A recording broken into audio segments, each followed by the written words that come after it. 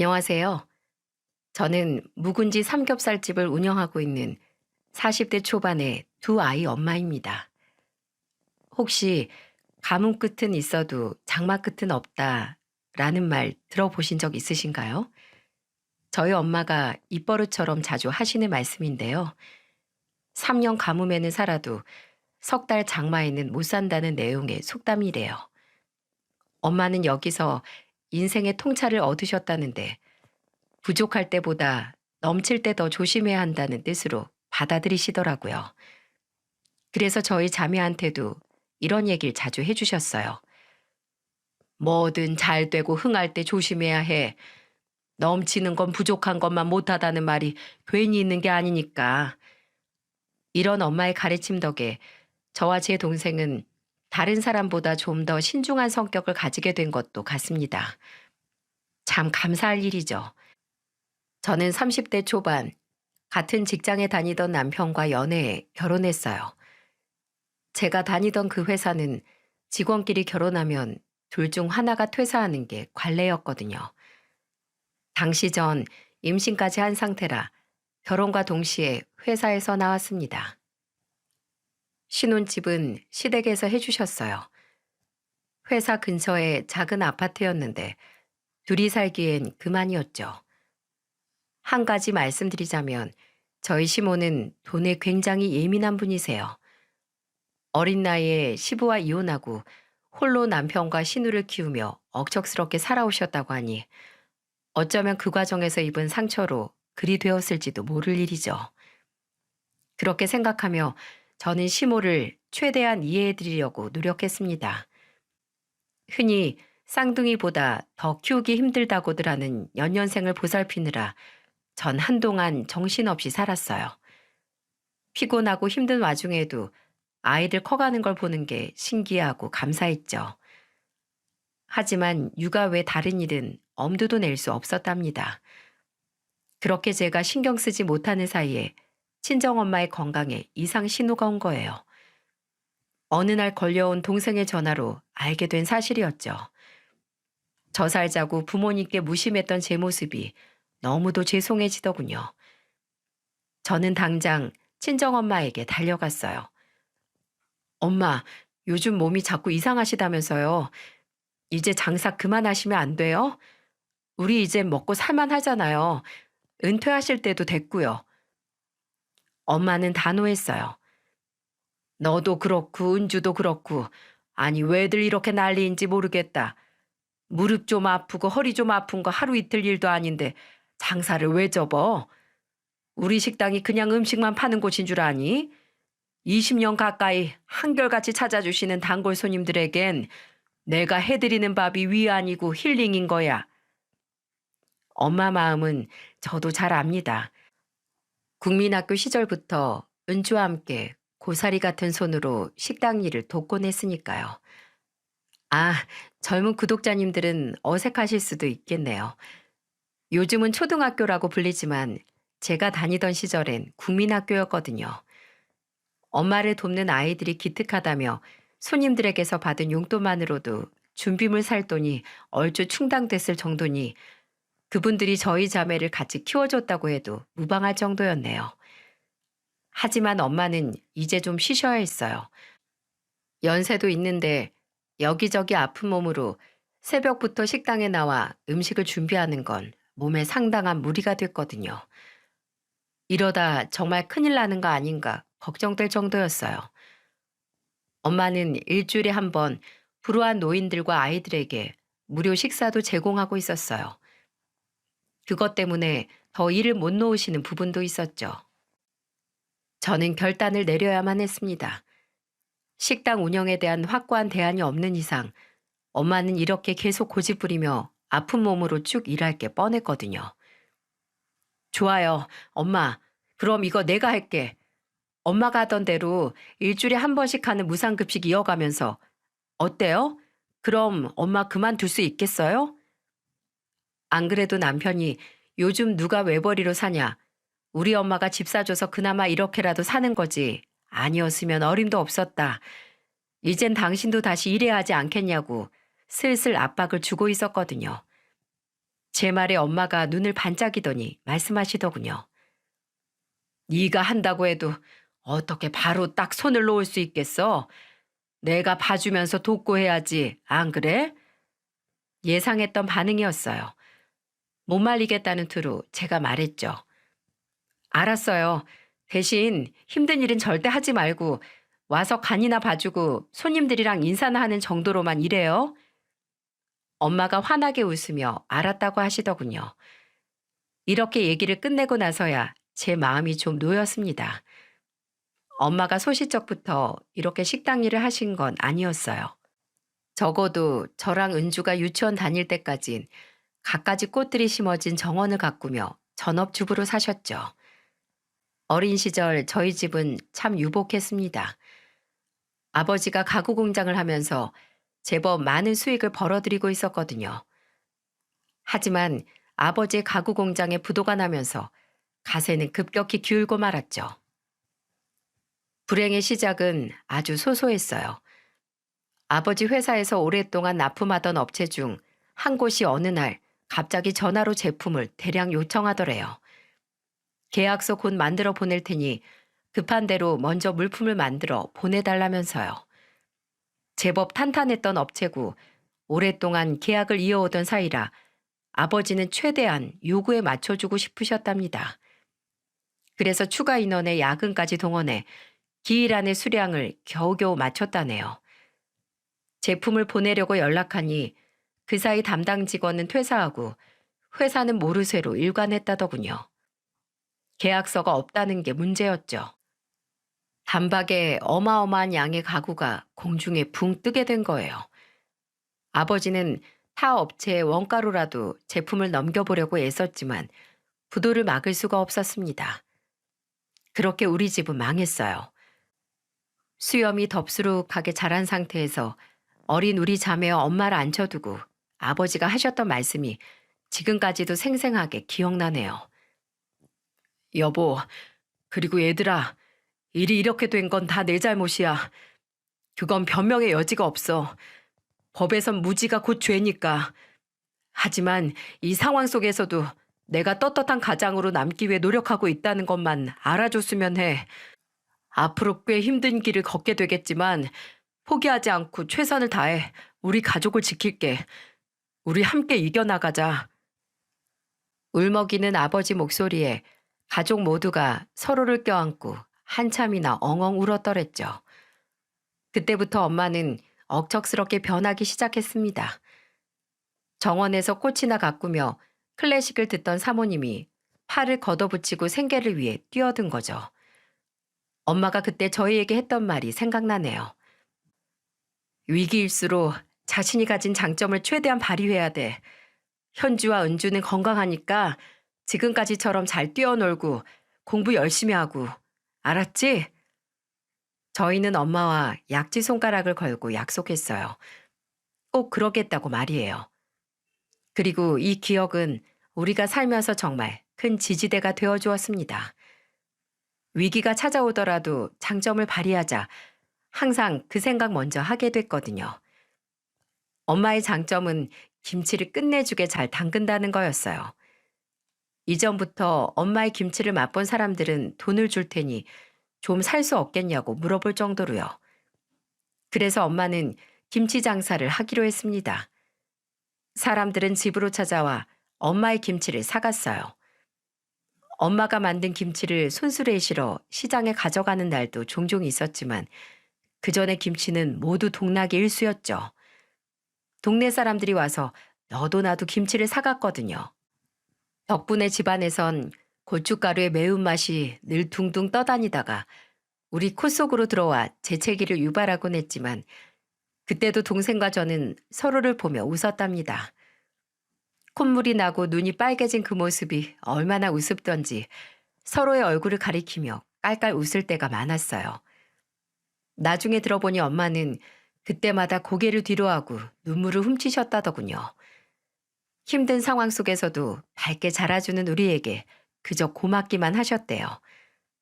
아버지는 어느 소형 육류 유통회사에 취직해 납품 일을 하기 시작했습니다. 직원이 5명 정도 되는 정말 작은 회사였는데 돼지고기를 영업장에 가져다 주는 게 아버지의 주된 업무 내용이었어요. 덕분에 우린 돈을 내지 않고도 자투리 고기를 많이 먹을 수 있었고요. 회사에서 고기 정형을 하고 남은 조각 고기들을 아버지한테 무료로 줬거든요. 되짚어 보면 그토록 가난한 시절을 지내면서도 참 잘 먹고 잘 산 것 같아요. 약속대로 아버지가 버는 돈 대부분은 채권자들에게 보냈어요. 이때까지는 엄마의 수익이 크지 않았기에 엄마가 버는 돈으로는 최소한의 생활비를 썼죠. 이 사연을 듣는 분 중엔 어린애가 고생이 많았네 하며 불쌍하게 생각하실 분도 있을 것 같은데요. 단언하건대 저는 전혀 불행하지 않았어요. 곰팡이가 있는 지하 단칸방에 살면서 비록 좋은 옷을 입지 못하지만 저희 부모님은 모두에게 존경받고 있었으니까요. 길을 지나갈 때 잘 모르는 어른들이 저랑 은주를 불러 아이스크림을 사주면서 이런 얘기를 한 적도 있었답니다. 너희 가족 정말 멋진 거 알아? 동네 사람들 다 응원하고 있어. 알지? 그럼요. 저희는 불도저거든요. 어떤 바위를 만나도 다 뚫어버릴 수 있는 힘센 불도저요. 처음엔 학교 친구들이 저희를 보며 수군거리기도 했어요. 쟤네 집 망했네 하면서요. 그럴 때마다 제가 다가가 모여있는 아이들 머리 사이에 고개를 집어넣고 그랬죠. 맞아, 우리 집 망했어. 근데 괜찮아. 다시 일어설 거거든. 돌이켜보면 지금은 다 추억이고 자산이에요. 이런 경험 누구나 쉽게 할 수 있는 건 아니잖아요. 은주와 저는 자라면서 피해의식을 갖지도 않았고 돈에 얽매이지도 않았으며 성공에 집착하지도 않았답니다. 성공한다고 해서 그 성공이 평생 유지되리라는 보장이 없다는 걸 너무 이른 나이에 배우게 됐으니까요. 엄마 말씀이 시간이 지나니 그 많던 빚도 조금씩 줄어드는 게 눈에 보이더래요. 살림살이도 조금씩 나아지기 시작했고요. 시장 한쪽에 수레를 세워두고 김치 장사를 하다가 가판을 하나 얻을 수 있었고 머지않아 조그만 가게를 얻게 되는 기적까지 이룬 거예요. 물론 많은 분들이 도와주셨어요. 우리의 힘만으로는 그렇게 할 수 없었을 겁니다. 채권자분들이 오셔서 빚 청산은 잠시 멈춰도 좋으니 김치 가게를 내고 더 많은 수익을 만들어 한꺼번에 갚으라고 하신 게 결정적이었죠. 그분들께는 매달 일정량의 김치를 배송해 주는 걸 조건으로 달긴 했지만 그거 너무 귀여운 조약 아닌가요? 저희 가족은 매정한 세상 속에서 따스한 이웃들의 손길을 느끼며 그렇게 바로 설 수 있었답니다. 가게를 내고 초반엔 겉절이 위주로 김치를 팔았어요. 정말 불티나게 팔리더군요. 준비한 수량은 늘 빠르게 동났고 가게 문을 닫고 김치를 만드느라 더 분주했을 정도였죠. 그러다 집에 있던 묵은지를 한번 팔아봤는데 반응이 너무 좋은 거예요. 그래서 제대로 만들어 팔기 시작했고 매출은 가파르게 올라갔답니다.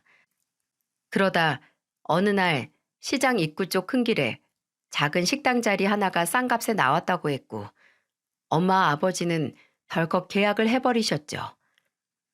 그렇게 우리의 묵은지 삼겹살집의 역사가 시작됐습니다. 식당은 정말 너무 잘 됐어요. 아버지네 회사에서 거의 원가에 들여오는 질 좋은 고기와 엄마가 만든 환상의 묵은지가 있었으니 맛이 더할 나위 없었으니까요. 이미 엄마의 김치 맛을 아는 동네 사람들은 식당의 단골이 되었고 그렇게 20여 년이 흐르는 사이 빚은 모두 청산했습니다. 번듯한 집으로 이사도 하고 말이에요. 정말 기적 같은 이야기죠? 지난 날을 되짚으며 적어 나가는 저도 좀 얼떨떨할 정도로 그렇게 우린 우뚝 일어섰어요. 가구 공장 사장님은 소형 육류 유통회사 직원이 되었고 전업주부였던 사모님은 맛집 사장님으로 변신하면서 말입니다. 물론 순탄하지 않은 여러 가지 크고 작은 일들은 있었어요. 누군들 안 그렇겠습니까? 하지만 그럴 때마다 엄마가 늘 말씀하셨죠. 가뭄이라고 생각하자. 가뭄엔 3년도 버틴댔어. 진짜 무서운 건 넘치는 데야. 정말로 엄마는 장사가 잘 될수록 더 조심했습니다. 위생 상태랄지 고기의 질, 묵은지의 맛 같은 걸 더 철저하게 관리해 가면서요. 그리고 식당을 연 이래로 일주일에 한 번은 꼭 가난한 사람들을 위한 무상급식을 이어왔고요. 그러고 보니 무상급식의 역사도 20년이 다 되어 가는군요. 건강이 좋지 않은 엄마의 식당을 제가 이어받고 처음엔 난항도 있었습니다. 하지만 머지않아 큰 무리 없이 엄마가 운영하던 때와 비슷하게 이어갈 수 있었죠. 엄마가 계속 곁에서 도와줬으니까요. 엄마와의 식당 일은 이처럼 만족스러웠습니다. 비록 제 남편은 저를 계속 화나게 했지만요. 식당 일로 일찍 집을 나서야 할 때나 늦게 마칠 때 남편은 아이들을 전혀 봐주지 않았거든요. 많이 컸다고 해봐야 초등학생들이라 아직은 챙겨줘야 할 것들이 많았는데도 말이죠. 참다 참다 저는 결국 폭발하고 말았어요. 여보, 당신이 나한테 일하라며, 가서 돈 벌라며, 그래서 엄마 식당 일 내가 이어받아서 하고 있는데, 그럼 당신도 나 바쁠 땐 애들 좀 봐주고 그래야 하는 거 아니야? 왜 이렇게 이기적으로 구는 건데? 그러게, 누가 장모님 식당으로 들어가랬어? 정시 출근해서 정시 퇴근하는 회사 들어갔으면 됐잖아. 맞벌이를 하잔 소리였지. 장모님 식당으로 들어가란 말이 아니었거든. 엄마 식당이 뭐 어때서? 회사 들어가면 야근은 없대? 뜨끈도 없고? 어디서 일하든 변수는 항상 있는 건데 왜 이렇게 빡빡하게 굴어? 자꾸 처갓집이랑 얽히는 것 자체가 싫어. 그러면서 나랑 애들 뒷전인 거 정말 마음에 안 든다고. 남편은 이렇게 생떼를 쓰면서 저를 괴롭혔어요. 엄마 식당에서 일하는 게 회사에 들어가는 것보다 훨씬 더 수익이 좋았는데도 불구하고 말이죠. 직접 제게 뭐라고 하는 건 참을 수 있어도 애들을 볼모로 그러는 건 도무지 참아지질 않더군요.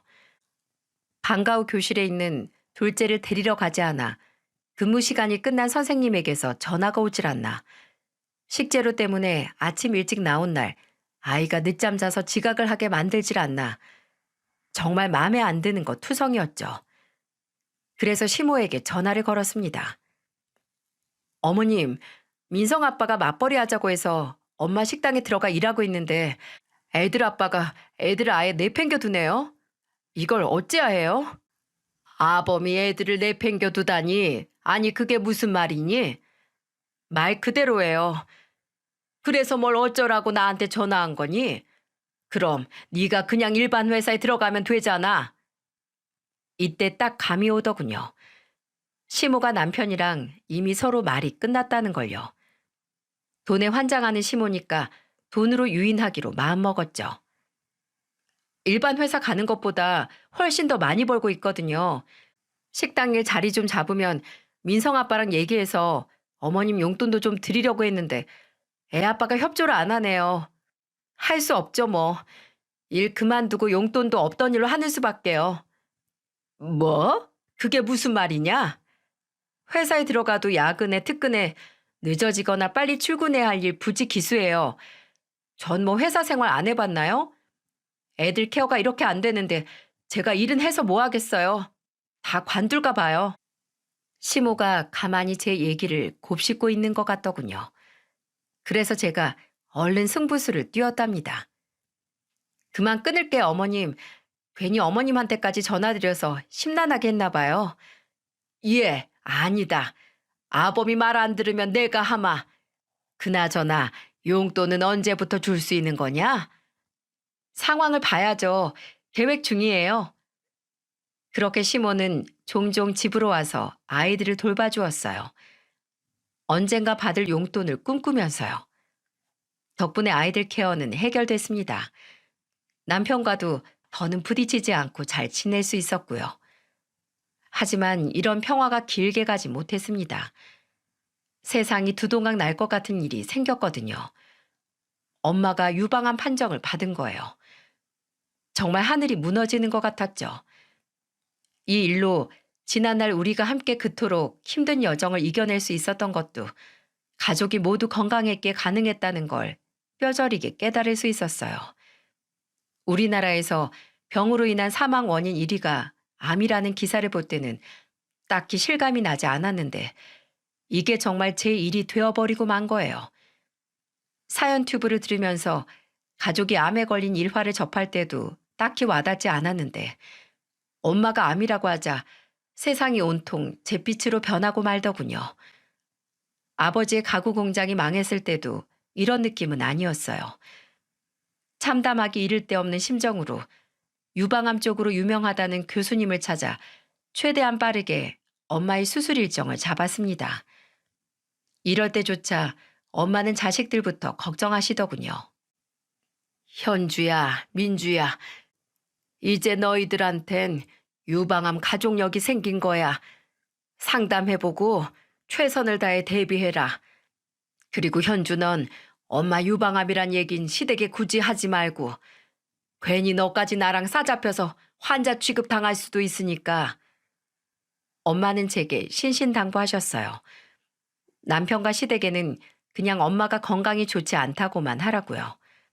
절대 유방암이란 얘긴 하지 말라고 하시더군요. 아픈 와중에도 자식 걱정만 하는 엄마 모습에 목이 메어와 말이 나오지 않았습니다. 이렇듯 끝까지 엄만 우리 걱정이었죠. 엄마의 간곡한 부탁대로 시댁과 남편에겐 그저 간단한 수술이라고만 둘러댔어요. 수술은 잘 되었지만 암 환자에게 정말 힘든 건 수술보다도 항암 치료라는 사실을 제가 환우 가족이 되고 나서야 알게 됐습니다. 은주는 엄마의 암 발병 이후 회사를 그만뒀어요. 그리고 저랑 식당에서 함께 일하기로 했죠. 엄마를 보살피기 위한 시간을 맞추기 위해서였답니다. 아버지도 격일로 단축 근무를 하기로 회사와 협의했고요. 또다시 찾아온 큰 시련에 맞서기 위해 이렇게 가족들은 다시 한번 똘똘 뭉쳤어요. 유능한 암 환자 도우미도 채용해 부족한 부분을 채웠고요. 엄마와 함께 유방암을 겪어나가며 우리는 공부를 통해 새롭게 알게 된 사실이 몇 있었습니다. 항암 치료를 한다고 무조건 다 머리가 빠지는 게 아니고 약물에 따라 탈모가 오기도 하고 그렇지 않기도 한다는 것을요. 탈모가 올 정도로 강한 항암은 환자도 굉장히 힘들어해요. 곁에서 지켜볼 수 없을 정도죠. 글로 암을 대할 때와 내 가족 속에 깃든 암을 대하는 건 정말 천지 차이더군요. 강한 항암 치료가 있기 전 저는 엄마에게 수제 가발을 하나 선물해 드렸어요. 외적인 변화에 엄마가 심한 우울감을 느끼지 않으셨으면 하는 바람에서였죠. 암 수술 때 이미 가슴 절단을 한 터라 이런 종류의 문제로는 최대한 스트레스 받지 않으셨으면 하는 간절함으로요. 문제는 그걸 남편이 걸고 넘어졌다는 사실이었죠. 카드 내역이 적힌 종이를 제 얼굴 앞에 팔랑거리면서 남편이 말하더군요. 뭐야 이거? 당신 이런 걸 사면 산다고 말을 했어야지. 산지 벌써 한 달 가까이 돼서 취소도 못하잖아. 산다고 미리 말했잖아. 당신이 응이라고 분명히 대답했어. 또 딴 데 정신 팔려서 무슨 소린지도 모르고 대답한 건가 싶어 답답함이 밀려왔지만 평정심을 유지하기 위해 애썼습니다. 내가 언제? 당신도 그렇고 어머님도 그렇고 사람이 말할 때 제대로 안 받고 나중에 이러는 거 상대방은 진짜 황당해. 좀 고쳐줬으면 해. 전에 시모도 그런 일이 있었거든요. 다 같이 밖에서 한번 식사하자고 말씀드리니 알았다고 하시기에 남편이랑 신우랑 상의해서 시간 장소까지 정했는데 나중에 본인은 들은 바가 없으시다는 겁니다. 네가 나한테 그 얘기를 언제 했느냐며 펄쩍펄쩍 뛰시는데 정말 곤혹스럽더군요. 다행히 그때 메시지로 내용을 남겨둔 게 있어서 넘어갔지.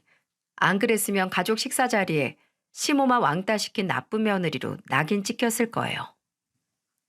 남편은 여전히 자기가 억울하단 투였죠. 못 알아들은 것 같으면 2번, 3번 말을 해줬어야지. 대답까지 했는데 당연히 다 알아들었다고 생각하지. 누가 그걸 못 알아들었다고 생각하겠어? 그리고 나도 당신처럼 이젠 돈 벌어. 그런데 내가 엄마한테 그런 것 하나 못 사드려? 어머님한테 당신이 수차례 선물 사드릴 때 단 한 번이라도 내가 당신처럼 이렇게 카드 내역서 흔들면서 따지듯이 말한 적 있어? 그러자 그가 당당하게 말하더군요. 우리 엄만 우리한테 집을 해줬잖아. 나도 혼수해왔어. 그게 그거랑 같냐? 단가가 틀린데? 그러지 말고 당신 돈 벌어오는 거랑 나 애들 낳아 키운 것도 계산해 넣고 따져보지 그래? 결혼이 무슨 장사야? 누가 남고 누가 미치는지 셈하고 앉았게? 엄마가 암이라는 걸 몰라도 그렇지.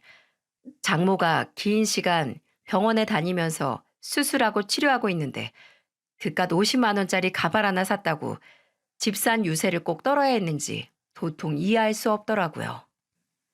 엄마에겐 이런 얘기는 절대 할 수 없었어요. 혹시라도 내가 부족하게 해줘서 우리 딸이 무시당하나 하고 생각하실까 봐서요. 다음 날 가장 번잡할 점심시간에 시모가 씩씩거리며 식당으로 쳐들어왔더군요. 아니나 다를까 촉새 같은 남편이 어제 있었던 일을 그새 제 엄마한테 잃은 겁니다. 마마보이랑 살다 보니 남편과 다투고 나면 어느 정도 예상되는 진행 경로가 있어요.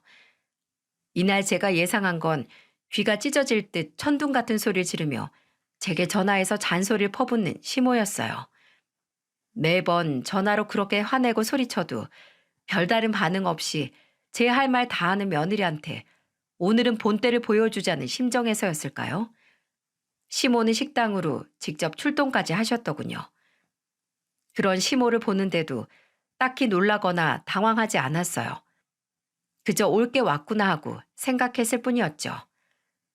시모는 가지고 있는 옷 중에 가장 화려하고 비싼 걸 입고 장신구를 덕지덕지 매달아 오히려 더 없어 보이는 패션을 한 채 제 앞에 서 있었습니다. 헤어스타일에는 또 얼마나 힘을 줬는지 미용실에서 오전 내내 머리를 올리느라 애썼겠구나 싶더군요. 오셨어요, 어머니? 식사 준비해 드릴까요? 천연덕스럽게 인사하는 저를 보며 시모가 폭발했어요. 예, 내가 지금 속 편하게 여기 퍼질러 앉아 김치나 먹을 상태로 보이냐? 아니요, 고기도 드셔야죠. 오늘은 고기 좀 많이 드릴까요? 어쩐지 좀 힘들어 보이시는데. 그러자 시모가 제게 삿대질을 하며 식당이 떠나가라 소리치기 시작했습니다. 너, 내 아들한테 말도 안 하고 돈 빼돌려 니네 엄마 가발 사줬다며? 아프단 양반이 멋낼 정신이 있나 보지? 그래, 50만 원이나 하는 가발은 대체 어떤 가발이냐? 구경이나 좀 해보자. 마침 엄마가 항암 휴직이라 컨디션이 나름 괜찮은 날이었어요. 그래서 식당에 나와 단골 손님들을 챙기며 인사하고 있었거든요. 그래서 엄마를 가리키며 저 가발이라고 실컷 구경하시라고 하고 싶었지만 시모는 제 말을 들을 생각이 아예 없더군요. 어이가 없어서 원. 기억 안 나나 본데 나 너 결혼할 때 집 사줬다. 큰 돈 들여 니네 살림에 기둥뿌리 심어줬다고 내가. 그런데 내가 정수리 머리 빠진다면서 가발 갖고 싶다고 할 땐 콧방귀도 안 끼더니만 니네 엄마한테 그렇게 홀랑 사줬다고? 그것도 50짜리를? 집 사준 유세는 아들이랑 합세해 저 죽을 때까지 하시려나 봐요. 라고 말하고 싶었어요. 대화란 게 그런 거잖아요. 한 사람이 말을 하면 다른 사람도 말을 하고 핑퐁처럼 말이죠. 하지만 시모는 미리 대사를 머리에 써둔 사람처럼 따발총처럼 저를 향해 다다다 쏴대기만 하더군요. 얼른 쏟아내지 않으면 애써 생각해온 말들을 잃어버릴까봐 조바심 내는 사람처럼 말이에요. 아들이랑 머리 맞대고 저한테 뭐라고 퍼부을지 계획이라도 짜고 왔나 싶을 정도였죠. 게다가 듣자 하니 너 민성애비한테 꼬박꼬박 말대꾸도 한다며? 말대꾸는 서열이 낮은 사람이 높은 사람에게 하는 건데 저희는 동등해서 성립이 안 돼요. 어머님. 이라고 말하려고 했지만 이번에도 끼어드는 건 실패였네요. 네가 우리 집에 들어와서 한 게 뭐가 있다고 내 아들한테 그렇게 덤비고 그러니? 박씨 집안의 떡두꺼비 같은 연년생 아들 둘 낳아서 키워줬잖아요. 라고 이번에도 삼킬 수밖에 없는 말이 제 머릿속을 맴돌았습니다. 아, 이거 식당 조그만 거 하나 하면서 돈 번다고 유세 떠는 거야, 뭐야? 그나마도 여기서 버는 돈 집에 반도 안 갖고 온다며? 내가 전부터 말하려고 했는데 나머지는 어쩌는 거냐? 니네 엄마 주는 거야? 물려받았으면 그만이지. 그렇게 네가 번 돈 친정으로 빼돌리는 거니? 결혼했으니 너 이젠 죽어도 우리 집 귀신인 거 몰라? 니네 애미가 그렇게 가르치든? 친정엄마가 곁에서 지켜보시더라도 속상하지 않게끔 시모를 상대할 자신이 있었어요. 하지만 마지막 말을 들은 엄마가 과연 어떤 심정일지 가늠이 되지 않아 마음이 상하고 말았죠. 뭐라고 대차게 혼쭐을 내줘야 하나 고민하는데 바로 그 순간 놀라운 광경이 벌어졌습니다. 친정엄마가 시모 곁으로 뚜벅뚜벅 걸어오시더니 휙 하고 가발을 벗으시는 게 아니겠어요? 식당 손님들 사이에서 몇몇이 헉 하며 놀라는 의성어가 들려왔어요. 놀라서 숨을 삼키는 소리였죠. 항암으로 모두 밀어버린 엄마의 민머리가 드러나자 시모가 놀랐는지 흠칫 뒤로 물러서기 시작했습니다. 그리고 엄마가 시모를 향해 분명한 목소리로 말씀하셨어요. 가발, 이거 항암 때문에 내 딸이 가발 사준 건데 이제 뭐 창피할 것도 없습니다. 구경하세요. 그렇게 보고 싶다는 이 가발 다 구경했으면 우리 계산할 거 있지 않나요? 내가 사돈끼린 이렇게는 안 하려고 했는데 정말 무식하기 짝이 없는 아줌마니까 어쩔 수가 없네. 당장 돈 갚아요. 저는 이때까지만 해도 무슨 영문인지 몰랐습니다. 하지만 시모의 말을 듣고 무슨 사정인지 단번에 알 수 있었죠. 돈이라뇨? 무슨 돈을 말씀하시는 거예요? 와, 이 아줌마 봐라. 이제 배째시겠다? 아줌마가 사돈처녀 결혼한다고 작년에 제게 빌려간 5,500만 원 말입니다. 딱 1년 쓰고 주겠다고 한 바로 그 돈이요. 제게 그렇게 큰 돈을 빌려가 놓고 사람들 다 보는 앞에서 고작 50만 원짜리로 제 아이를 이렇게 드잡이 하시다니 어처구니가 없군요. 빌리다니 내가 뭘요? 증거 있어요?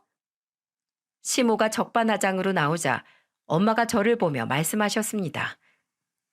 현주야, 엄마 가방에서 핸드폰 좀 가져와 줄래? 저는 엄마 말씀대로 얼른 가방에서 핸드폰을 찾아다 드렸죠. 사돈이 제게 돈 빌려가며 했던 얘기 전부 다 녹음해 뒀습니다. 알아보니 이것도 차용증만큼 확실한 법적 효력이 있다더군요. 기억 안 나시는 것 같으니 들려드리죠. 엄마가 음성 파일을 하나 재생시키자 녹음된 시모의 목소리가 핸드폰을 통해 흘러나왔어요. 예, 사돈 고마워요. 고마워. 내 이름 석자 김정수 걸고 약속할게요, 사돈. 그러니까 오늘이 며칠이죠? 아, 2022년 2월 18일이네. 그럼 1년만 딱 쓰는 걸로 하는 거니까 2023년 2월 17일까지 5,500만 원 갚는 것으로 하면 되겠네요. 꼭 갚을 테니까 걱정 마세요. 아, 세상 어느 애미가 딸 결혼 자금 빌리고 그걸 떼먹는답니까? 현주가 아주 복덩이에요, 복덩이. 그런 며느리가 세상에 어디 있습니까? 집안도 이렇게 넉넉해서 신우 결혼할 때 도움까지 줄 수 있는 집안이라니. 제 아들 정말 장가 잘 들었네요. 고마워요, 사돈. 그 녹음은 확실한 증거였습니다. 빼박이었죠. 시모는 심지어 감사를 표하며 울먹거리더군요. 아주 비굴하기 짝이 없었어요. 시모는 시누이가 잘난 집안에 시집을 가니까 혼수를 빵빵하게 하려고 엄마한테 돈을 빌린 걸로 보였어요. 그리고 엄마는 의리를 지키고자 괜한 분란 만들고 싶지 않아 제게 말을 안 한 걸로 보였습니다. 그런 엄마를 시모가 배째라는 식으로 나오며 나몰라라 하니 기분이 좋겠습니까? 나쁘겠습니까? 시모는 그 음성 그리고 차용증을 보자마자 기겁을 하기 시작했어요. 녹음 속에서는 엄마의 목소리가 곧이어 흘러나왔어요. 그때까지 못 갚으면 어쩌시렵니까? 아유, 못 갚다니 말도 안 돼요. 절대 그럴 일 없으니 걱정 마세요. 사돈, 만약 그럴 경우엔 제 아들 명의로 된 집이라도 내놓겠습니다. 그러니 염려 마시고 어서 입금부터 해주세요. 제가 좀 급해서 그래요. 그럼 그 말씀 믿고 제가 사돈에게 5,500만 원 빌려드리도록 하겠습니다. 1년 뒤까지 갚는다고 이렇게 철석같이 약속하셨으니 말 바꾸시지 않길 바랄게요. 아무렴요. 아들 집까지 담보로 이렇게 말씀드리는데 설마 제가 나중에 딴소리 하려고요? 그렇게 녹음은 끝이 났죠. 지금의 뻔뻔한 행태와는 너무도 다른 간절한 목소리였어요. 그러자 엄마가 시모를 향해 물으시더군요. 이제 기억나십니까? 1년 새 치매라도 오신 거예요? 이젠 확실히 아셨을 테니 돈 내놓으세요. 여기 가발 안에 딱 넣으시란 말입니다. 엄마는 시모를 향해 들고 있는 가발을 흔들며 독촉했어요. 시모는 뭐라 대꾸도 못한 채 꽂아놓은 보릿자루 마냥 서 있더군요. 아까의 그 당당한 기세는 온데간데 없었고요. 그런 시모를 바라보던 엄마가 저를 향해 말씀하시더군요. 현주야, 당장 박서방 이리로 오라고 해라. 제 아들을 호출하란 소리에 시모의 얼굴이 퍼렇게 질리더군요. 아니 사돈, 그게 무슨... 얘 지금 회사에 있을 시간인데 그게 뭐 대수입니까? 사돈이 돈을 못 갚겠다면 자식된 도리로 아들이 갚는 게 맞지 않겠어요? 방금 돈 못 갚으면 아들 집이라도 내놓겠다던 사돈 목소리 못 들으셨나요? 돈을 빌린 적조차 없던 척하던 사돈과 계속 얘기하는 것보다야 자식들이랑 얘기하는 게 맞지 싶네요. 아들과 얘기가 안 되면 딸을 부르고 그 딸과도 얘기가 안 되면 그 딸의 남편을 불러서라도 이 일은 짚고 넘어가야겠습니다. 시모의 손이 덜덜 떨리더군요. 사위에게까지 창피를 당할 거라 생각하니 몸이 달았겠죠. 시모가 그러거나 말거나 저는 천연덕스럽게 그 앞에서 남편에게 전화를 걸었습니다. 여보, 당장 엄마 식당으로 와. 지금 여기 어머님도 와 계시고 중요하게 나눠야 할 얘기가 있거든. 아, 그리고 올 때 현금 5,500만 원 찾아와. 그 이유는 오면 말해줄 테니까. 지금 오는 게 당신 신상에 좋을 거야. 알았어? 남편이 뭐라 말을 하는데 전 듣지도 않고 그대로 끊어버렸어요. 이 집안은 정말 구제불능이라는 생각밖엔 안 들더라고요. 나일 먹었으면 곱게 먹고 자식들 사는데 방해는 되지 말아야 되는 거 아닙니까? 사돈은 그걸 어겼으니 제가 그 죄값 달게 받게 해드리죠. 죄송해요. 제가 다 잘못했습니다. 제발 기한을 조금만 더 늘려주시면. 그러자 엄마가 시모의 말을 끊으며 단호한 목소리로 말씀하셨어요. 녹음 다시 들려드릴까요? 사람이 왜 이렇게 자신의 말을 번복하는지 모르겠군요. 하신 말씀 그대로 이행해 주시면 됩니다. 잡소린 됐고 돈 주세요, 돈. 엄마가 당시 상황을 녹음해 놓지 않았더라면 어땠을까 하는 생각이 들더라고요. 명백한 증거 앞에서도 어떻게 해서든 빠져나가려고 몸부림치는 시모를 보며 정말 학을 뗐습니다. 아마도 우리 가족들이 이렇게 철두철미해진 건 이전의 경험 때문이겠죠. 엄마는 끝끝내 큰 소리 한번 내지 않으면서 그렇게 시모를 혼내셨어요. 그리고 하나만 물어봅시다. 도대체 왜 우리 딸을 그렇게 못살게 구는 거예요? 도대체 뭘 잘못했다고요? 그게 아니라 같은 시애미도 부모인데 며느리가 난 안 챙기고 친정엄마만 챙긴 것 같고 용돈도 친정에만 준 것 같으니까 셈이 나서 그랬어요. 그래서 괘씸해서 약이 올라서 그랬어요. 죄송합니다. 참나, 우리 딸이 차별할 사람으로 보입니까? 우리 딸은 그런 적이 없어요. 그런 걸 자격지심이라고 하는 겁니다. 시모는 그대로 자리에 펄퍼덕 주저앉더니 찔끔찔끔 눈물을 흘리더라고요. 알아듣지 못할 소리로 용서와 아량을 구하면서요. 그러는 사이 남편이 혼비백산해서 식당으로 뛰어들어왔어요. 분위기가 심상치 않다는 걸 느꼈던 겁니다. 제 엄마가 사람들 사이에서 이렇게 망신을 당하고 있을 거란 것쯤 어렵지 않게 예상하고 있었을 테니까요. 남편은 식당에 들어서자마자 바닥에 주저앉아 있는 제 엄마를 감쌌습니다. 그리고 일으켜 보려 했지만 시모는 일어서질 못하더군요. 엄마, 아니 여기서 왜 이러고 있어? 자네 왔나? 네, 장모님. 대체 이게 무슨 일입니까? 제 딴엔 정의의 사도라도 된 것처럼 제 엄마를 지켜주고 싶었던 모양인데 어림도 없는 소리였죠. 제가 그 사람을 향해 물었습니다. 당신 돈 가져왔어? 무슨 돈? 그 엄마의 그 자식 아니랄까봐 남편도 시치미를 떼더군요. 아까 내가 전화로 말했잖아. 올 때 5,500만 원 꼭 가져오라고. 없으면 집 담보로라도 가져오란 말 못 들었어?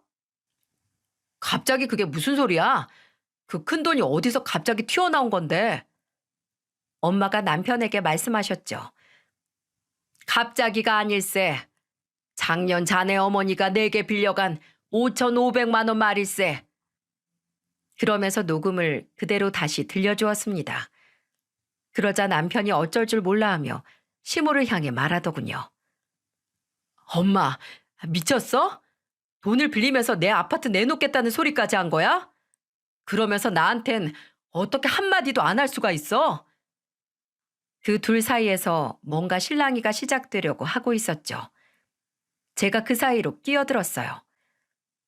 우리 이혼해. 이혼? 당신은 또 갑자기 왜 이래? 그간 내가 당한 걸 다시 읊어줘야겠어? 남편 책임도 다하지 못하면서 이젠 아픈 우리 엄마 돈까지 떼먹으려 들어? 이게 제대로 정신 박힌 집구석에 살 짓이야? 우리 애들 이런 아빠 이런 할머니 밑에서 크게 하고 싶지 않으니까 서류 챙겨서 빠른 시일 안에 정리하자. 그게 무슨 소리야. 당신 이러지 마. 애들 아빠 없이 어떻게 키우려고 그래? 당신이 애들한테 한 게 뭔데? 식당 일 때문에 애들 좀 챙겨달라고 그렇게 해도 들은 채도 안 하고 나 골탕만 먹이던 사람이. 그렇게 난리가 나고 있는 상황에서도 식당에는 손님들이 계속 들이치고 반찬 더 달라 주문 안 받냐는 불만들이 터져 나왔어요. 참다 못한 엄마가 말씀하셨죠. 박서방, 이제 그만 어머님 모시고 나가게. 내용은 확실히 알았을 테니 돈 떼먹을 생각일랑 꿈에도 하지 않는 게 좋을 거야. 남편이 민기적거리며 나가지 않자 엄마가 호통을 치셨습니다. 가게, 더 이상 소란 일으키면 영업 방해로 신고할 테니까. 있는 정 없는 정 다 떨어졌다는 말을 실감했네요. 정말 이런 집안과는 1분 1초도 더 얽히고 싶지 않더군요. 저는 아들들을 데리고 친정으로 들어갔습니다. 그러자 남편이 이혼하잔 소리만은 하지 말아달라며 계속해서 빌더군요. 그래서 제가 한 가지 제안을 했어요. 엄마 돈 5,500만 원 당장 갚으면 다시 생각해 볼게. 정말이야? 약속했다. 무슨 술 써서라도 내가 며칠 안에 장모님 갚아드릴게. 조금만 기다려줘. 그리고 며칠 후 호기로운 외침대로 남편은 3일이 지난 후 제게 말을 했습니다. 여보, 5,500만 원 장모님 통장에 입금했어. 이제 애들 데리고 나랑 같이 집으로 가자. 저는 대문 앞에 선 채로 엄마에게 전화를 걸었어요. 돈 입금됐냐고 여쭤보니 들어왔다고 하시더군요. 그래서 제가 알았다고 한 후 전화를 끊고 남편에게 말했습니다. 확인했어. 이제 가. 내가 보낸 서류에 꼭 도장 찍고. 무슨 말이야? 돈만 갚으면 이혼 안 하기로 한 거잖아. 한국말 몰라? 다시 생각해 본다고 했지. 언제 내가 이혼 안 하겠다고 했어? 뭐? 지금 나랑 말장난쳐? 내가 이 돈 구하려고 며칠 밤낮을 뛰어다녔는데 이렇게 약속 어길 거야? 야, 이 화상아. 내가 생각해 본다고 했지. 언제 이혼 취소해 준다고 그랬냐고. 이젠 정신 나가니 사람 말귀를 못 알아듣네. 그리고 넌 약속 지켰냐? 결혼 전에는 손에 물 한 번 묻히지 않게 해주겠다.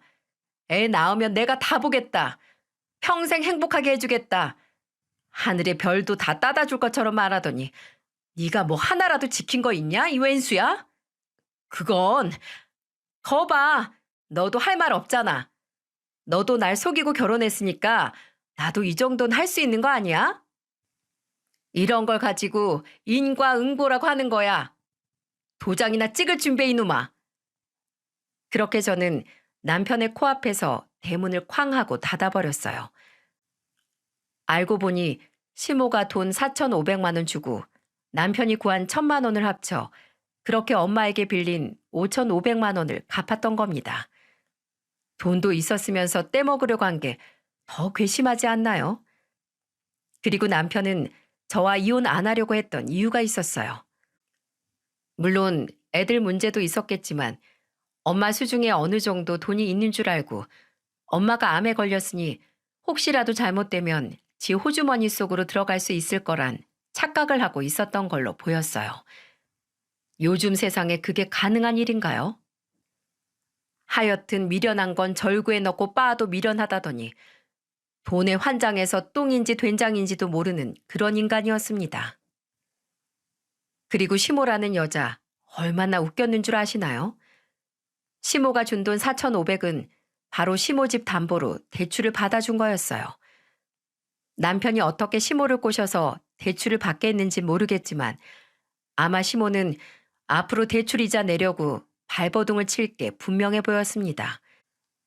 시모는 남편이 5,500 갚으면 이혼 안 할 수 있다는 말에 선뜻 돈을 1금융권에서 못 빌리니까 2금융권에서 빌려서 줬겠죠. 아들이 이혼 안 하면 다시 회수할 수 있다고 생각했나 봐요. 지 돈도 아니면서 말이죠. 이자도 비쌀 텐데 시모의 앞날이 안 봐도 뻔해 보였어요. 그래서 지금은 뭐 하고 있는 줄 아시나요? 평생 일해보지 않은 식당에서 땀을 뻘뻘 흘리며 설거지를 하고 있다고 하더군요. 이자 갚으려고요. 그 이후 시모와 남편은 돈독한 모자 관계에서 원수지간이 됐다고 했습니다. 서로의 탓만 하면서 부모 자식 간의 연 끊고 서로 발길까지 끊었다고 하더군요. 도대체 누가 누구 탓을 하는 건지 원. 그렇게 남편과 저의 결혼 생활은 막이 내렸어요. 재산 정리도 깔끔하게 정리됐고 양육권도 제가 당연히 가지고 오게 됐고요. 묵묵히 지켜보던 친정아빠도 이혼 잘했다며 집으로 다시 돌아와 기쁘다고 저를 꼭 안아주셨습니다. 다행히도 엄마의 치료는 계속 호전되어 지금은 훨씬 더 건강해진 상태랍니다. 아이들도 이런 집안 분위기에 따라 바르게 커가고 있고요. 큰 난관들을 이겨낸 우리 가족은 이전보다 더 끈끈하게 잘 살아가고 있습니다. 지금은 성가신 전 남편과 전 시모 없으니 너무 행복하네요. 저 앞으로 잘 살 수 있겠죠? 제 앞날이 계속해서 해뜰 날이 올 수 있도록 응원해 주시면 감사하겠습니다. 저도 지금 시청하시는 분들의 가정의 건강과 행복만이 가득하기를 기도하겠습니다. 감사합니다.